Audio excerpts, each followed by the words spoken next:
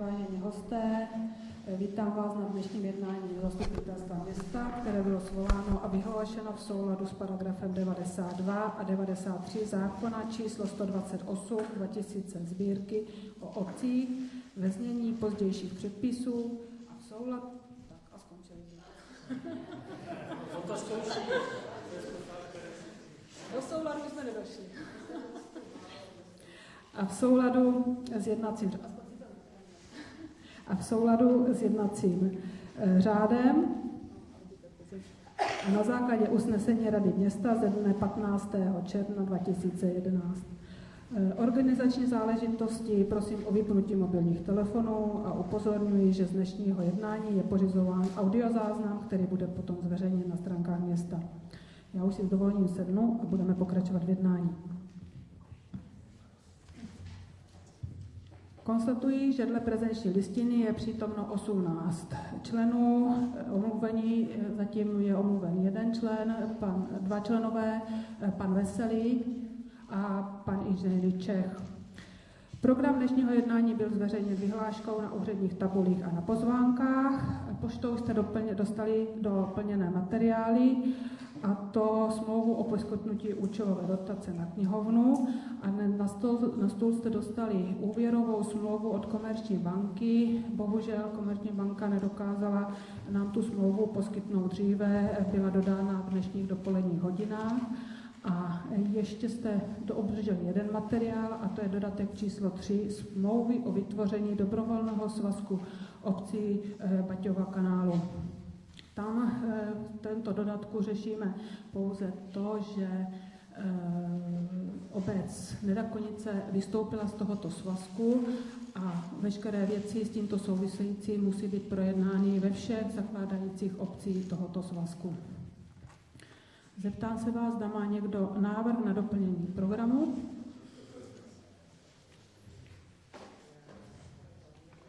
Pokud ne, jenom upozorňuji, že pokud chceme projednávat něco v bodě různě, neměly by se tam objevovat body, o kterých chce předkladatel potom nechat hlasovat. Jestli teda nemá nikdo návrh na doplnění programu,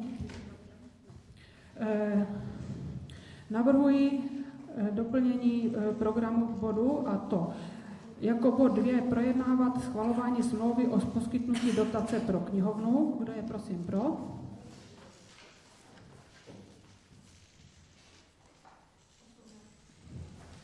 Děkuji, dokončím hlasování, proti, zdržel se. Děkuji. Dále navrhuji zařadit jako bod 4 schválení úvěru od Komerční banky, ale doplnit bod číslo 5 schválení dodatku číslo 3 smlouvy o vytvoření dobrovolného svazku obcí Baťova kanálu. Kdo je pro tento návrh?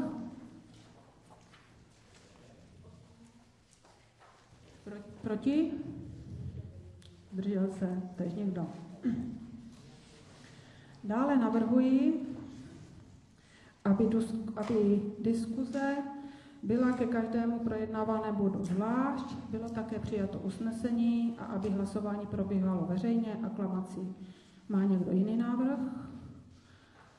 Pokud nemá, dávám hlasovat o tomto návrhu. Prosím, hlasování. Pro úplnost, proti, nikdo, zdržel se též nikdo. Děkuji. Do návrhové komise navrhuji inženýra Pavla Friantu, tajemníka městského úřadu, paní inženýrku Galuškovou a pana Kalaudu, místostarosty města, a dále zastupitele pana Dobřeckého a inženýra Chlupa. Kdo je pro?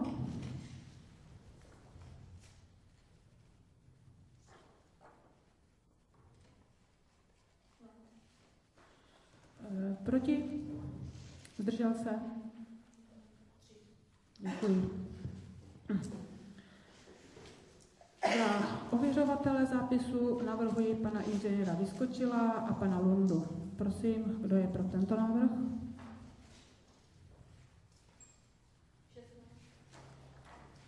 Proti? Zdržel se? Děkuji. Zápis minulého jednání byl ověřen zastupiteli panem Dobřeckým a panem Petříkem. Zasčítatelé hlasů z dnešního jednání určují inženýrku Martinu Zdráhalovou, pracovníci městského úřadu. Zapisovatelku z dnešního jednání určují paní Aničku Konečnou, pracovníci městského úřadu.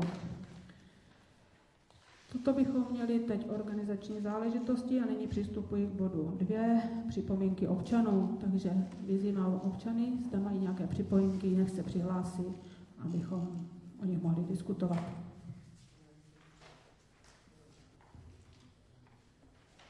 Vidím, že nikdo z občanů se nepřihlásí. Tento bod jsme měli teda proběhnutý velmi rychle.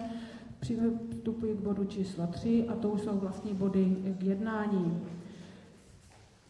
Jako první bod máme bod schválení návrhu územního plánu. Je to vlastně jeden z nejdůležitějších bodů, kvůli kterému jsme vlastně schvalovali dnešní zastupitelstvo města. Vlastní pokyny pro zpracování návrhu územního plánu jste dostali poštou. Co se tam změnilo? V podstatě tyto pokyny vychází z toho, že jednotlivé státní orgány měly připomínky ke konceptu územního plánu. My jsme na minulém zastupitelstvu rozhodovali o vyčlenění některých ploch na nějaké jiné. Toto všechno se dávalo dohromady a zpracovatelem to bylo přetvořeno nebo přetaveno do pokynu pro zpracování návrhu územního plánu Uherského Ostrohu. Těmito pokyny se potom musí zabývat pan inženýr zpracovatel, který potom nám bude předkládat vlastní návrh územního plánu Uherského Ostrohu. Tak jenom bych upřesnila, už jsme překonali fázi konceptu a jdeme do fáze návrhu. Připomínky, dotazy?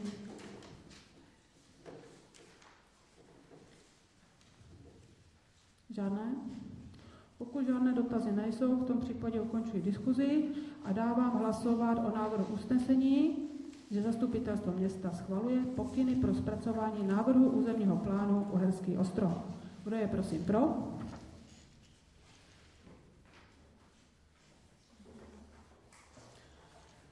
Pro formu proti? Zdržel se?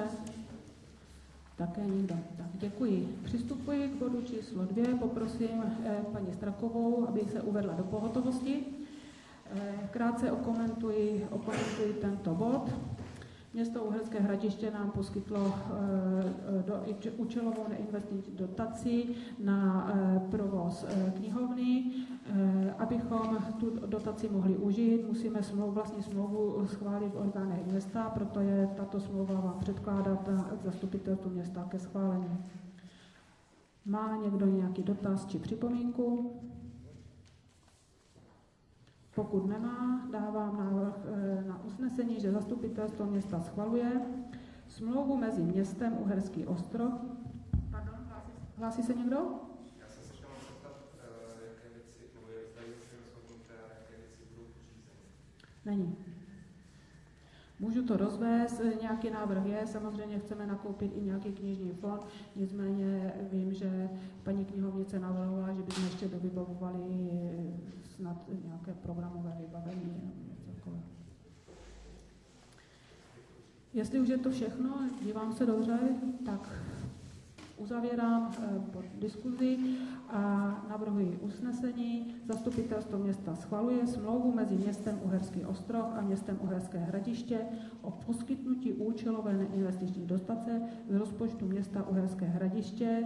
Teď je tam číslo, můžu EKO K65/2011 ze dne 25.5.2011 na úhradu nákladů spojených se zajištěním provozu profesionální knihovny v Uherském Ostrohu. Tak, kdo je pro toto znění návrhu?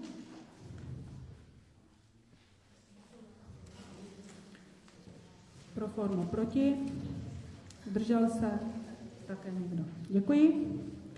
Tak, nyní vstupujeme k bodu číslo 3, návrhy na změny rozpočtu účelové, takže v předcházejícím bodě my jsme schválili dotaci nebo smlouvu o dotaci a hned tuto dotaci zapracováváme do rozpočtu, tak jak máte předneseno ve vlastním návrhu. V dalším bodě zapracováváme do rozpočtu účelovou neinvestní dotaci ve výši 8 500 korun na úhradu nákladů spojených s pojištěním osob, které vykonávají veřejnou službu v našem městě.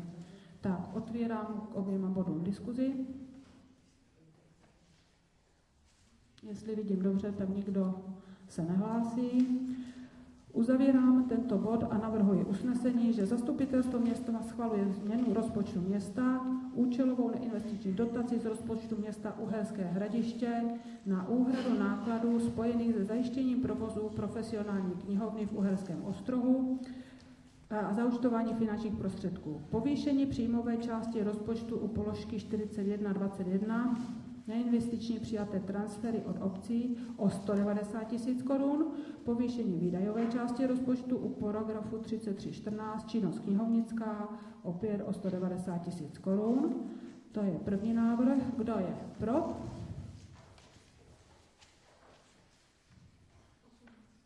Děkuji. Pro formu proti? Zdržel se? Nikdo. Další návrh na usnesení: zastupitelstvo města schvaluje změnu v rozpočtu. Neinvestiční transfer ze státního rozpočtu Ministerstva práce a sociálních věcí na úhradu pojistného pro osoby vykonávající veřejnou službu v roce 2011. Příjem i výdaj finančních prostředků se sleduje pod účelovým znakem 13002. Zaúčtování finančních prostředků, povýšení příjmové části rozpočtu u položky 4116, ostatní neinvestiční přijaté transfery ze státního rozpočtu o 8 500 korun, povýšení výdajové části rozpočtu u paragrafu 6171, činnost místní správy o 8 500 korun. Tak, kdo je pro návrh usnesení? Proti? Zdržel se? Také nikdo. Přistupuji k bodu číslo 4, smlouva o úvěru a úvěrové podmínky. Máte krátce okomentováno ve zprávě. Úvěr chceme brát na třetí etapu regenerace panelového sídliště. Chceme poskytnutí úvěru ve výši 2 100 000 korun. Vyjednávali jsme tento úvěr s Komerční bankou. Podmínky úvěru máte v příloze. Možná poprosím o lehké okomentování ještě paní Strakovou. Jestli můžu poprosit? Je to úvěr určený pro města, pro svazky obcí, je to úvěr tzv. Municipální, který je přesně stále pro nás. Je tam velmi výhodná úroková sazba a já to přečtu asi tak, jak to má být. Jedna Libor plus odchýlka 1,6, tedy celkové provedení do 2,57% ročně. Myslím si, že to místo skutečně dá. Děkuji. Tak, otvírám diskuzi.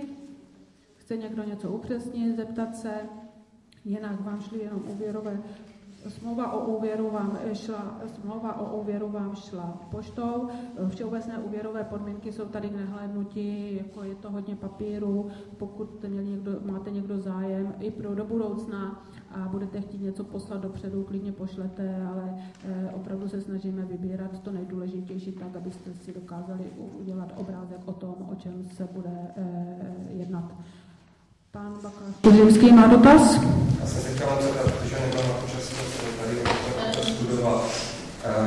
Zda když vlastně se ta jistina splatí dříve, jestli bude nějaká, jestli to bude bez nějaké... Tam je možné, že je můžeme splatit dříve, my tam tím nemají problém, protože dříve nám tuto možnost dají, myslím, že v článku klienti oprávněn splatit jistinu úvěru nebo jednat předčasně bez sankcí nemá. Vnímám to jako standardní bod. To je skutečně standardní. To předčasné splacení jistiny. A pro příspěvkové dočítané městem nebo krajem, takže to jsou takové specifické. Další dotaz? Prosím. Dávalo se to teda nastavit tady té smlouvy, ale hodně přípravy výběrového řízení, jaké ty fáze. Zodpoví pan místostarosta.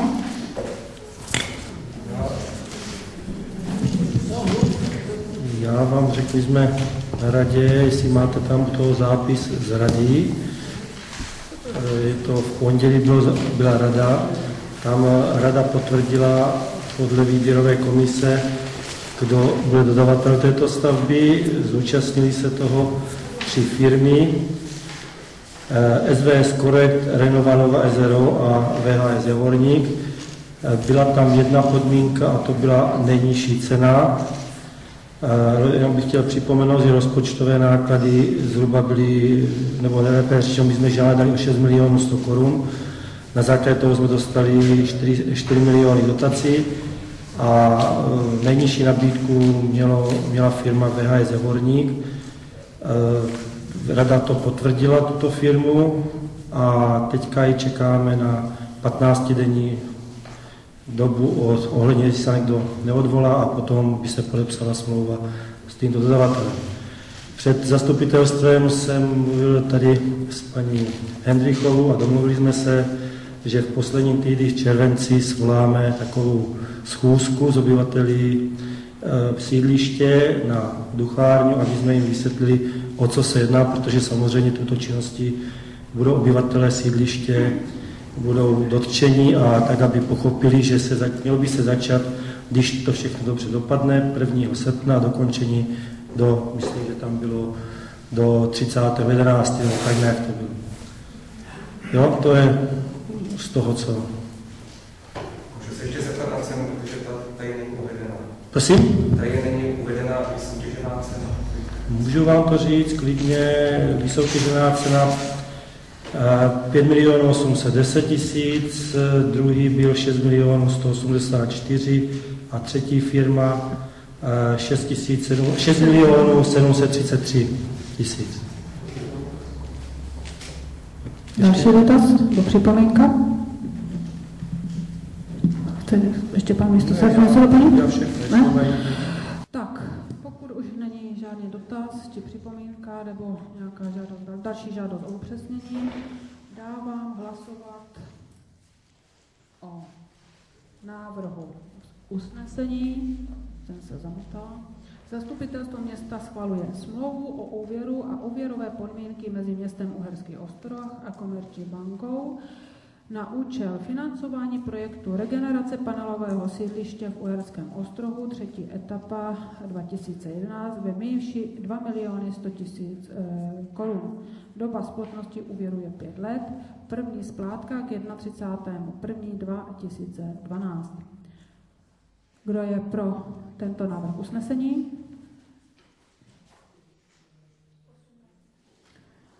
Děkuji. Pro formu proti? Zdržel se také někdo. Děkuji.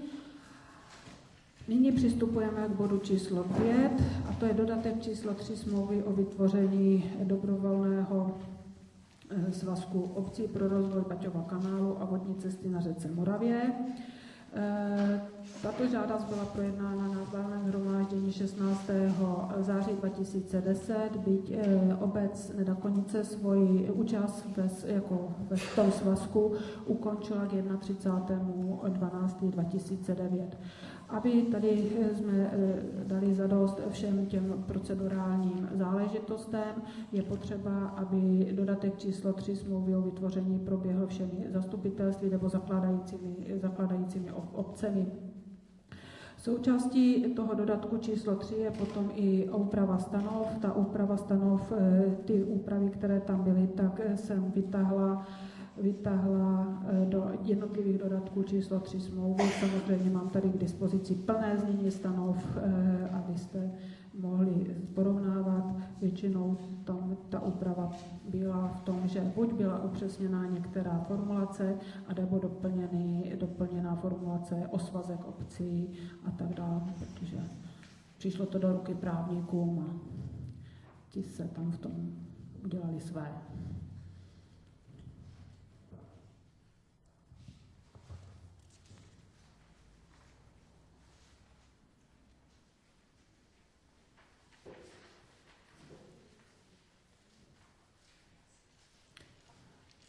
Má někdo dotaz, upřesnění?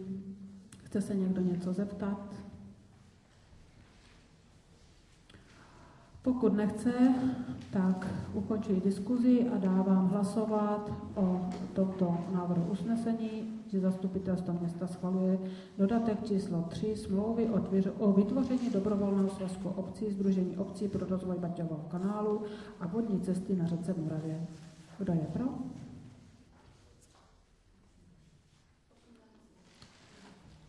Pro formu proti? Zdržel se? Nikdo. Děkuji. Bodem číslo 5 jsme vyčerpali body k jednání a přistupuji bodu číslo 4 a to je bod různé.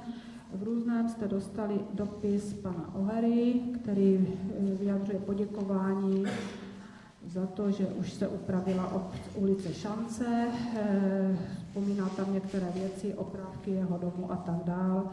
Toto bude potom dále řešeno, ale předávám k tomu slovo panu místostarostovi Klaudovi. Já bych vám ten dopis přečetl, protože jsou to obyvatelé města, kteří to nedostali. Tak bych to přečetl.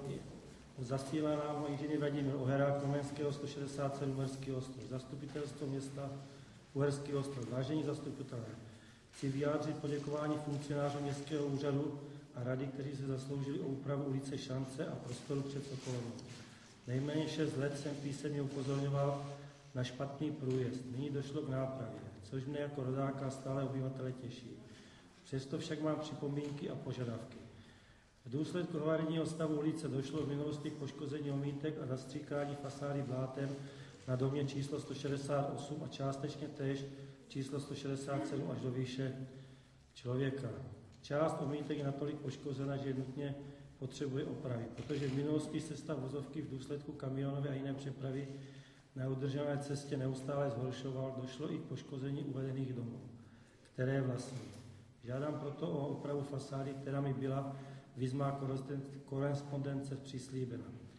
Další můj požadavek se týká samotné komunikace. Musím říct, že mi jako pracovníci městského úřadu, tak i stavební firmy vycházely vstříc, přesto však zůstaly nedodělky, které by potřebovali dořešit. Jedná se o nerovnosti dláždění před vraty mezi Sokolovnou a domem číslo 168, kdy po dešti zůstává na dláždění veliká kaluž, která nesnadňuje přístup do vrat.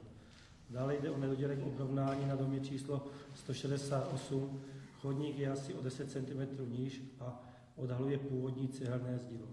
Děkuji předem za vyřízení mého požadavku s pozdravem inženýr Vladimír Ohera. My jsme na poradě města se dohodli a pan Kučera to projde, zjistí, jaké by to byly finanční nároky na tuto věc.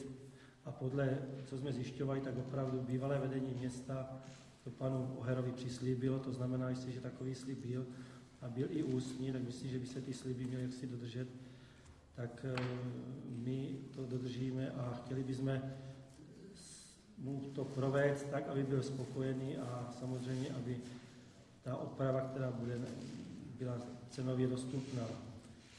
K tým nerovnostem na té vozovce nevýhoda toho byla ta, že pokládka asfaltu se prováděla prakticky před zimou a tam už nebylo moc možností to nějak lepší udělat. Proto dodavatel této stavby přislíbil, že to tak ponecháme chvíli, jak to bude vypadat, potom by se to opravilo, ale přesto ty kaluže, myslím, že příští týden mají nastoupit na opravu tam, aby ty kaluže tam zmizely. Jedná se o zespárování obrubníku kolem té vozovky. To je asi tak všechno. Děkuji. Tak, ptám se zastupitelů, zda mají něco do různého, chtějí si něco zeptat, objasnit, dát nějakou připomínku. Paní inženýrka Kučerová, prosím. Tak já velice krátce za kontrolní výbor jsme na zastupitelstvo byli vyzvaní, aby jsme se zabývali otázkou DDM a řešili i nějaké ty předešlé inventury a odpisy. Tak bych chtěla poinformovat, že jsme dali dohromady nějaké doklady. Něco z toho vyplynulo, ještě budeme zhánět, takže na příští zastupitelstvo bychom připravili písemnou zprávu. Děkuji. Tak, další připomínka. Pokud nemá nikdo nic ze zastupitelů, ptám se občanů, zda se chtějí něčemu vyjádřit, mají nějakou připomínku, prosím. Dobrý večer. Já bych se vám chtěl omluvit, že ještě budu vzpomínat za změn, které se projednaly. Chtěl bych jenom jasně, stručně od někoho bude odpovědný říct. V tom návrhu, protože už je vlastně poslední návrh na územní plán, je tam všechno ještě nebo Není. Děkuji. Další připomínka nebo dotaz? Jestli opravdu nikdo nic nemá, tak jsme proběhli zastupitelstvo. Prosím? Ještě mě tady paní místostarostka napovídá, bude ještě veřejné projekt k tomu štěrkopísku, byla zpracovaný posudek, bude teď veřejné projednání vlivu na životní prostředí. Původně, protože toto neorganizujeme my, organizuje toto setkání toto veřejné projednání Ministerstvo životního prostředí. První termín, návrh termínu byl konec července, ten potom z nějakých důvodů padl a další návrh na projednání by měl být, tuším, začátkem srpna. Přesný termín vám zavčasu sdělíme, až bude oficiálně potvrzený Ministerstvem životního prostředí. Předpokládáme, že to veřejné projednání bude v Sokolovně. Ministerstvo životního prostředí tam má určité technické požadavky na to, jak by to mělo být zajištěno, to znamená zajištění ozvučení, dostatek míst a tak dál. Samozřejmě tam budou i zástupci toho zpracovatele. Tak koho ta problematika zajímá a vím, že je vás dost, která vás zajímá, tak prosím, první polovina srpna nebo měsíc srpen bude veřejné projednání. Tak, nicméně, jestli opravdu už nikdo nic nemá, tak já bych si dovolila ukončit jednání zastupitelstva města. Děkuji vám za konstruktivní přístup. Těm, kteří nebyli na dovolené, ať si dovolenou ožijí. Ti, kteří už na dovolené byli, tak ať na ně rádi vzpomínají. Všem ostatním přeji příjemné teplo, ani nemoc horko, ani zimu, deště přiměřeně a těším se pravděpodobně na podzim na dalším jednání zastupitelstva města. Samozřejmě, kdokoliv cokoliv budete potřebovat, chtít objasnit a tak dále, jsme k dispozici po domluvě kdykoliv. Tak, přeji vám příjemný zbytek dne.